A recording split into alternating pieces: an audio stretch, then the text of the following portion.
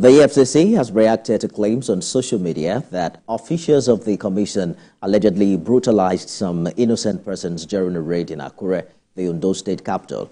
The agency's spokesperson, Dele Oyewale, said the operation was carried out after a thorough intelligence gathering, which led them to the lounge where the alleged fraudsters were partying, adding that it was an early morning sting operation. According to Mr. Oyewale, those arrested were followed carefully before their eventual arrest and are in the agency's custody in Ibadan undergoing profiling.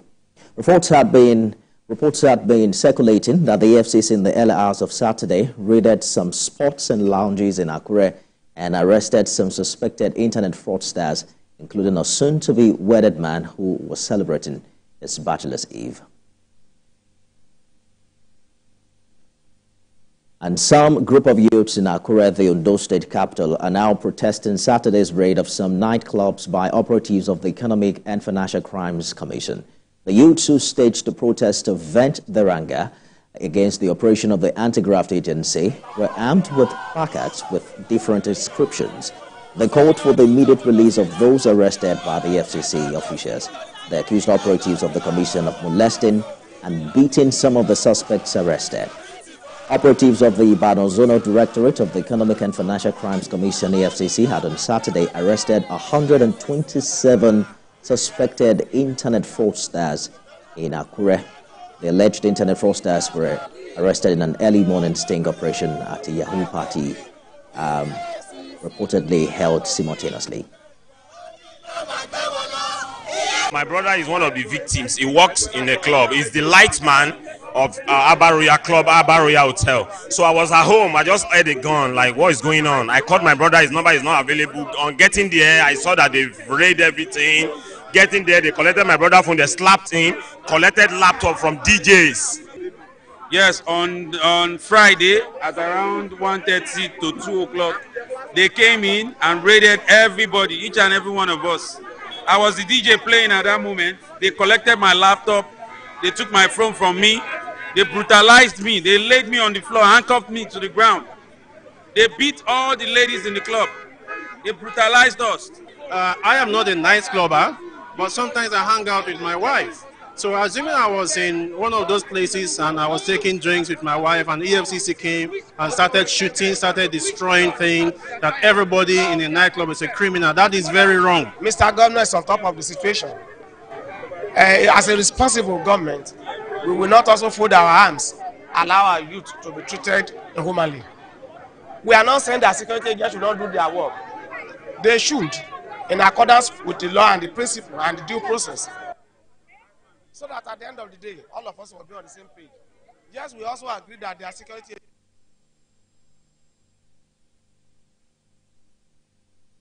Well, let's now talk to EFCC spokesman Dele Oyewale for more on this story. Mr. Oyewale, thank you for joining us on the news this hour. Your agency has arrested 127 people. I mean, do you even have the space to keep all of them at once? But this EFCC statement we're looking at here is coming after an outcry online and what seemed a protest in Akure. Help us understand what informed these arrests. What intel did you get to necessitate the operation?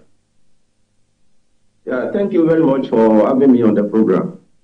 Well, the truth of the matter is that the commission did very, very diligent surveillance for more than 6 weeks.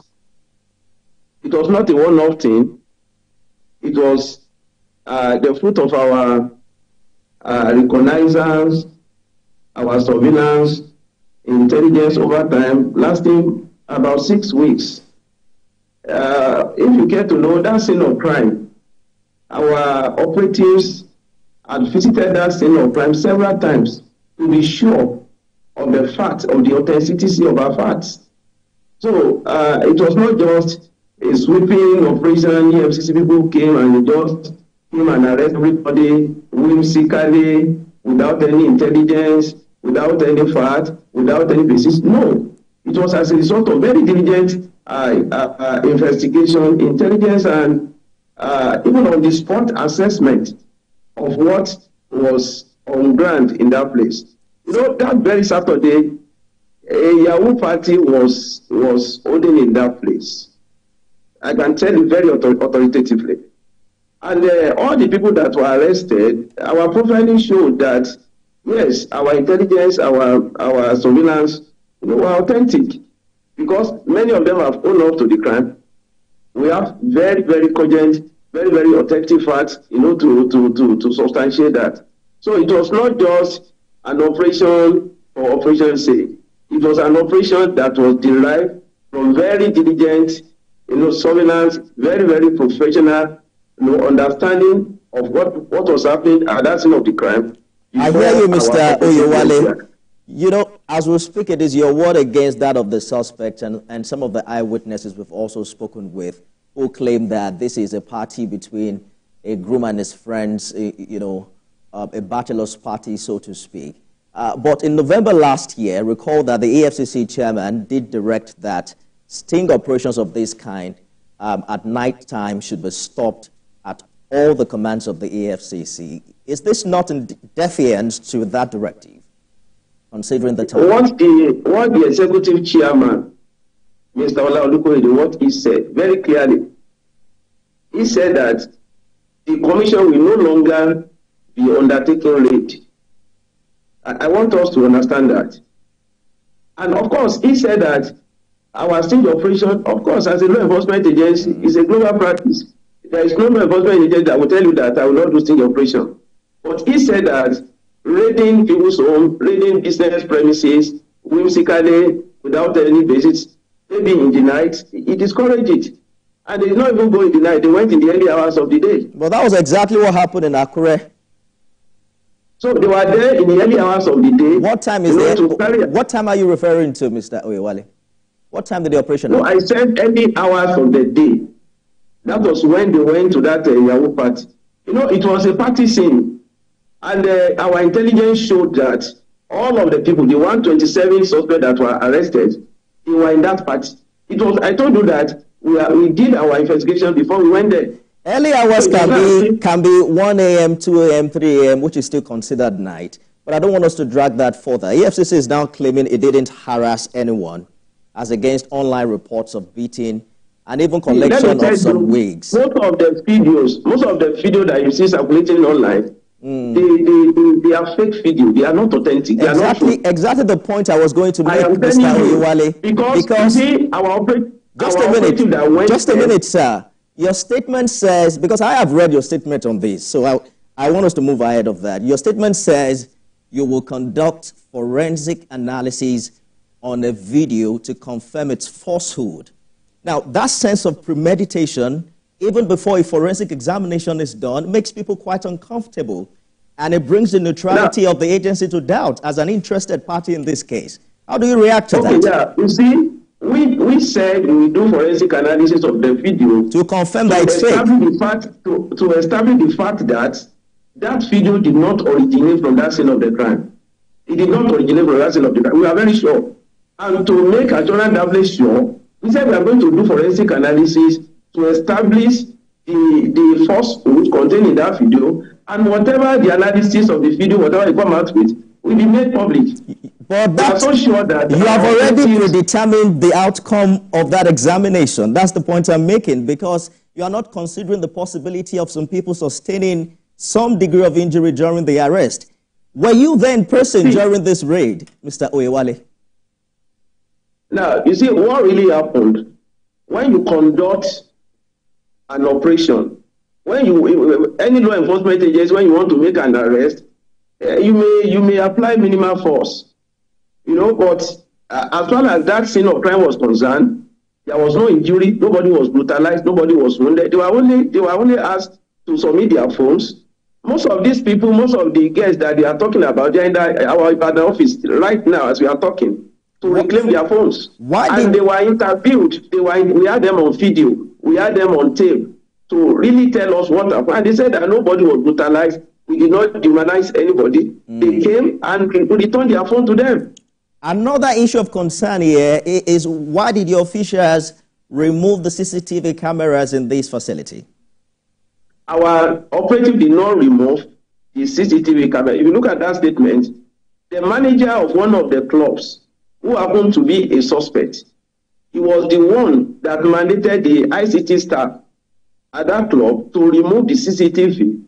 And when he removed it, he handed it over to our operatives. He was also arrested, and together with the CCTV, together with the suspect, they came to our Ibadan office. If the CCTV was damaged, how would he have removed it? So are you saying the EFCC is in custody of the footage of what happened on Saturday night? Yes, now, because the footage of what happened together with the CCTV, we remove it. The manager of the club, who also is an alleged fraudster, our investigation also signposted him. Yeah, he agreed. He said, okay, let the ICT people then remove the CCTV camera. And he handed it over to us. Right. We arrested him, and we brought the CCTV camera together with him to our office in Ibadan. We have to go now, Mr. Oyewale, but this statement is in reaction to the online bashing your agency is getting. Part of it, I'm sure you are aware, is the many questions of perceived selective justice on the part of the EFCC, with many claiming, and I'm quoting a particular tweet here, for instance, verbatim, somehow the EFCC was quick to arrest a groom and his friends on their bachelor's eve in Akure, claiming it was a Yahoo party, but haven't worked up the nerve to arrest Yahaya Bello yet. Perhaps it's a good time to give us an update on that. How is the EFCC reacting to this? Well, we take very serious exemption to that, because there is no truth. There is no modicum of truth in that. The issue of Yahaya Bello is public knowledge. We are in court against him. The next court appearance is June 13, before Justice Emeka Nwite of the Federal High Court in Abuja. So the matter is in court. And we have the next adjourned date is June 13, and together we'll be in court. So it is wrong for anybody to say that the EFCC is involved in selective whatever. No, there is no basis, there is no argument to justify that. I've always said that all our activities, they are broad-based, they are fully integrated, they are professional and non-selective. If you have any issue with the EFCC, you will know that the EFCC is not selective. So on the issue of Yahaya Bello, we are in court. We are in court with him. June 13, we are there together. It's the business of the court. We have issued and we have declared him wanted, which is a standard practice in law enforcement. So there is nothing that is left for the EFCC to do. We are already doing what we are supposed to do. And by June 13, we will all meet in court. No, perhaps what they are saying is that if you have declared the person wanted, you should have exercised the same capacity to arrest him the same way you have arrested 127 people. When the suspect is declared wanted, yes. Now the prerogative of arrest, the prerogative of bringing him to justice, now rests on all the law enforcement agencies, including EFCC personnel, right? No, are you saying that? No, including EFCC personnel, right?